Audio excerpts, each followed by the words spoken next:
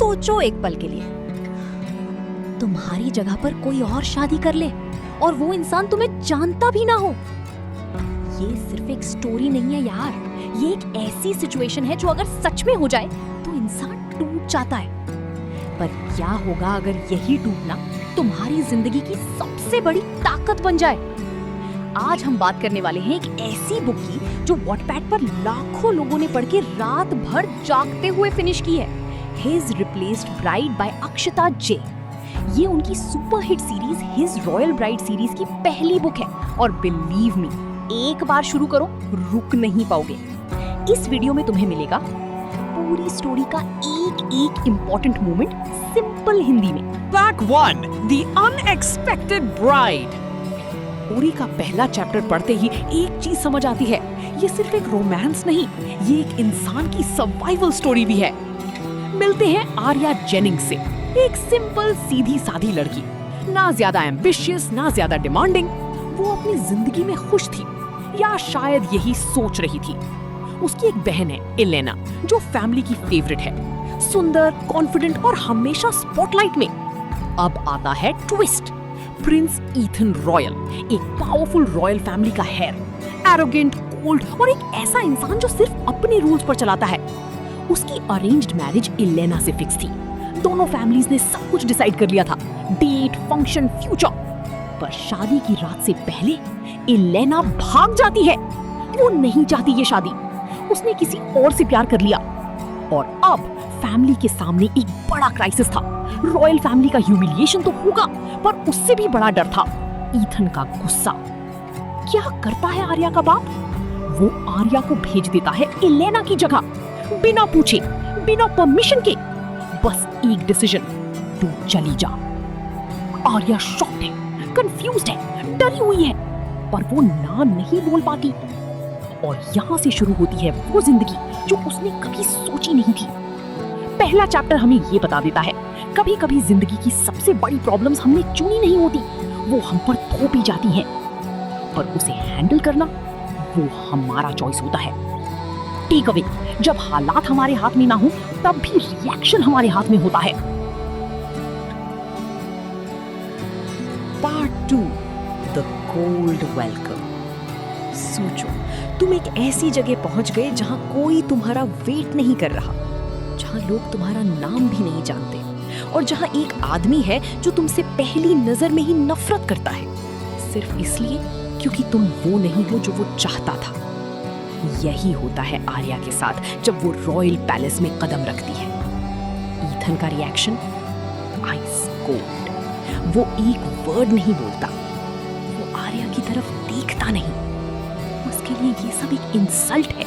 उसकी होने वाली बीवी ने उसे रिजेक्ट किया और अब एक रिप्लेसमेंट आई है जैसे कोई स्पेयर पार्ट हो। पैलेस में सर्वेंट्स हैं, रूल्स हैं, एक पूरी दुनिया है, पर आर्या के लिए कोई नहीं। ईथन ने क्लियरली बता दिया, ये शादी सिर्फ एक अग्रीमेंट है, तू मेरी बीवी नहीं, एक कॉन्ट्रैक्ट है। और आर्या वो सुन लेती है, टूट जाती है अंदर से, पर बाहर से खड़ी रहती है। यहाँ एक चीज नोटिस करो, आर्या कोई वीक कैरेक्टर नहीं है। वो लाउड नहीं है, ड्रामेटिक नहीं है, पर वो क्वाइटली स्ट्रॉन्ग है। वो सिचुएशन को एक्सेप्ट करती है पर अपने आप को नहीं हारती। पैलेस की एक चीज और है, लोग जज करते हैं, सर्वेंट्स गॉसिप करते हैं, रॉयल सर्कल वाली नाक चढ़ाते हैं।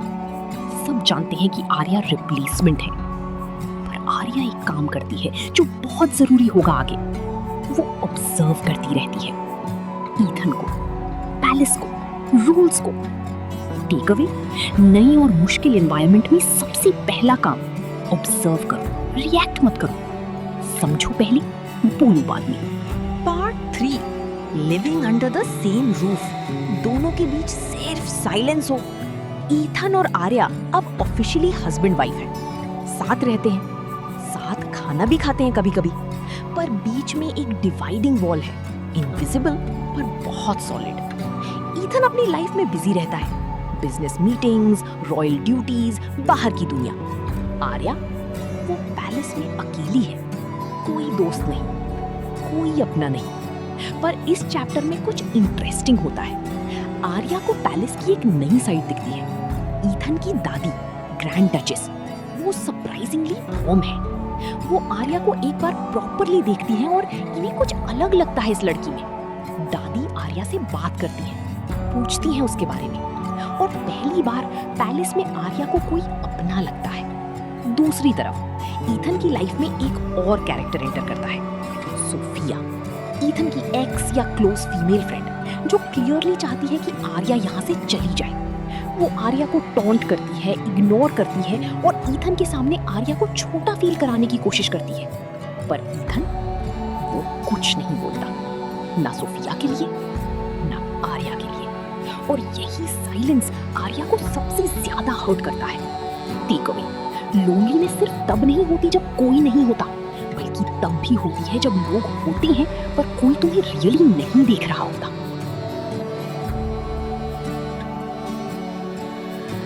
Part 4 cracks in the armour. हर आदमी का एक वीक पॉइंट होता है, एक चीज जो उसकी कोल्ड एक्सटीरियर को क्रैक करती है। और ईथन का वो अभी तक छुपा हुआ था। इस पार्ट में पहली बार ईथन का कुछ अलग साइड दिखता है। एक रात पैलेस में कुछ हो जाता है, एक छोटी सी प्रॉब्लम, एक अनएक्सपेक्टेड सिचुएशन, और आर्या अपनी क्वाइट स्ट्रेंथ के साथ उस सिचुएशन को हैंडल कर लेती है, बिना ड्रामा के, बिना किसी की हेल्प मांगे के। ईथन ये देख लेता है, वो कुछ नहीं बोलता, और उसके अंदर कुछ शिफ्ट होता है। वो नोटिस करता है आर्या को पहली बार सच में, उस लड़की को जो उसकी बीवी है, जो उसकी लाइफ में है और जो एक्चुअली काफी केपेबल है। एक और सीन, आर्या बीमार पड़ जाती है, छोटी सी बात, पर ईथन का रिएक्शन, वो कंसर्न्ड होता है। वो चाहे या ना चाहे वो डॉक्टर बुलाता है, वो चेक करता है। आर्या शॉक्ड है। रीडर्स भी स्माइल करते हैं यहाँ, क्योंकि हम जानते हैं ये शुरुआत है। दोनों के बीच कॉन्वर्सेशंस अब थोड़ी अलग है, अभी भी ऑकवर्ड, अभी भी गार्डेड, पर अब कंप्लीटली साइलेंट नहीं। एक लड़की जो रिप्लेस की गई थी, वो स्लोली अपनी आइडेंटिटी बना रही है इस पैलेस में। टेक अवे, लोग तब चेंज होते हैं जब उन्हें जेन्युइनली कोई दिखता है, बिना एजेंडा के, बिना एक्सपेक्टेशन के। आर्या ने यही किया, वो सिर्फ अपने आप रही। Part 5 secrets and shadows. यार, हर स्टोरी में एक वो चैप्टर होता है जहां सब कुछ ज्यादा कॉम्प्लिकेटेड हो जाता है, और ये वही पार्ट है। पता चलता है ईथन की भी एक बैक स्टोरी है। वो सिर्फ एरोगेंट नहीं है बाय नेचर, कुछ हुआ है उसके साथ पहले, स्लो रिफ्लेक्टिव पास्ट। किसी ने उस पे ट्रस्ट तोड़ा था, और तब से उसने डिसाइड किया किसी पे ट्रस्ट नहीं करना, किसी को क्लोज नहीं करने देना। अलेना का भागना वो सिर्फ एक लास्ट स्ट्रॉ था। उसे ऑलरेडी बिलीव था कि लोग उसे सिर्फ यूज करते हैं। और अब आर्या है जो जेन्युइन है, जो कुछ नहीं मांग रही, पर ईथन का माइंड उस पे ट्रस्ट करने से रोक रहा है। दूसरी तरफ आर्या को पता चलता है कुछ ऐसे सीक्रेट्स जो पैलेस के बारे में है, सोफिया और उसके इंटेंशंस। कुछ लोग जो चाहते हैं कि ये मैरिज फेल हो, पॉलिटिक्स, पावर, फैमिली ड्रामा, सब एक साथ। आर्या एक चॉइस के सामने है, ये सब ईथन को बताएं या चुप रहें। वो डिसाइड करती है सच बोलना, चाहे ईथन माने या ना माने। और यहाँ वो सीन आता है जब ईथन पहली बार आर्या को सच में सुनना शुरू करता है। टेक अवे, ऑनेस्टी सबसे रिस्की काम होता है, पर यही वो चीज है जो रिलेशनशिप्स में रियल कनेक्शन बनाता है। Part 6 walls coming down.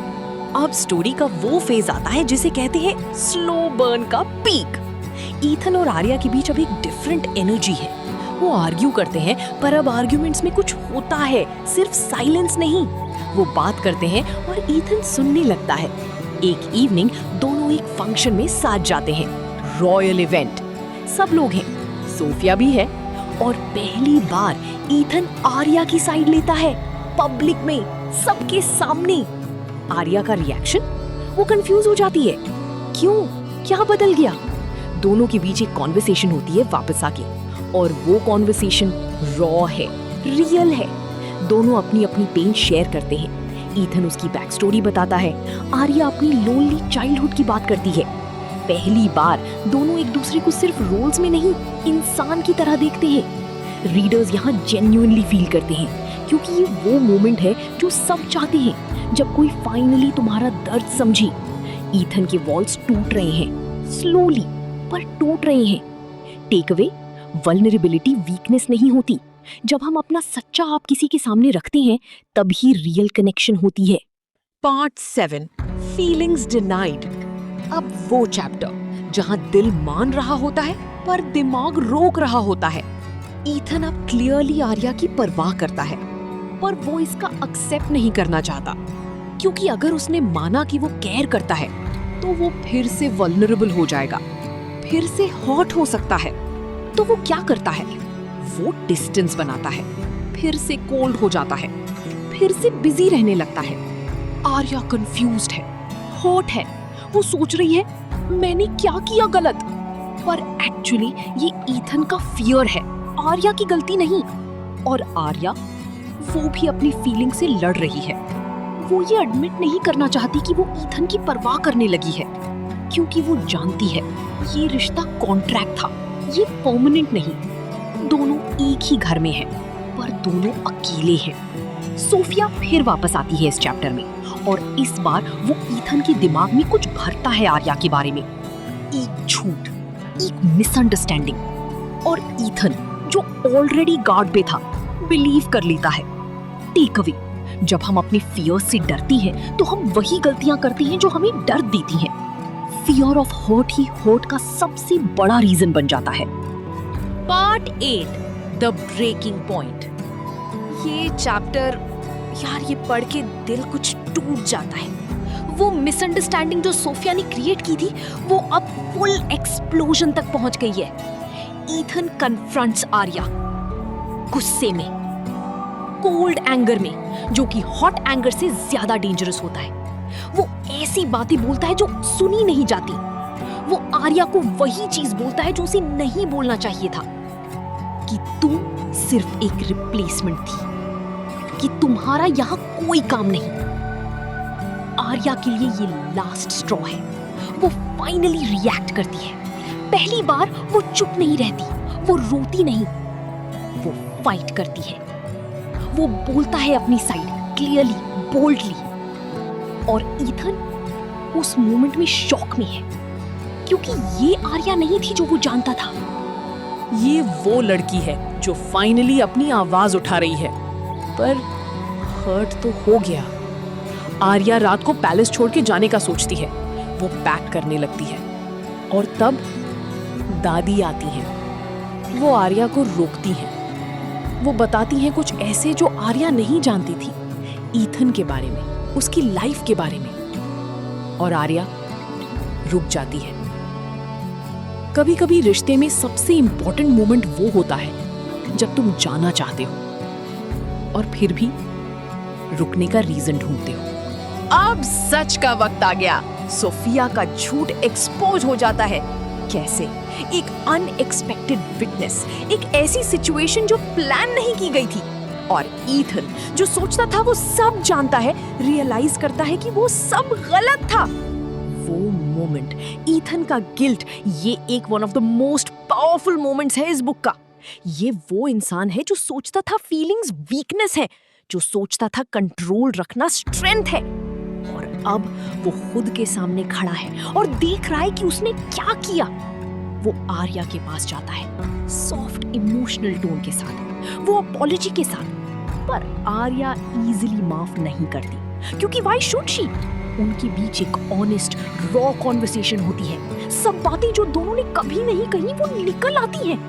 Tears है, साइलेंस है, पर फाइनली ऑनेस्टी भी है। सोफिया का कैरेक्टर इस चैप्टर में कंप्लीटली एक्सपोज्ड हो जाता है। उसके इंटेंशंस, उसका जेलसी, सब कुछ। और रॉयल फैमिली को भी अब सच पता चलता है।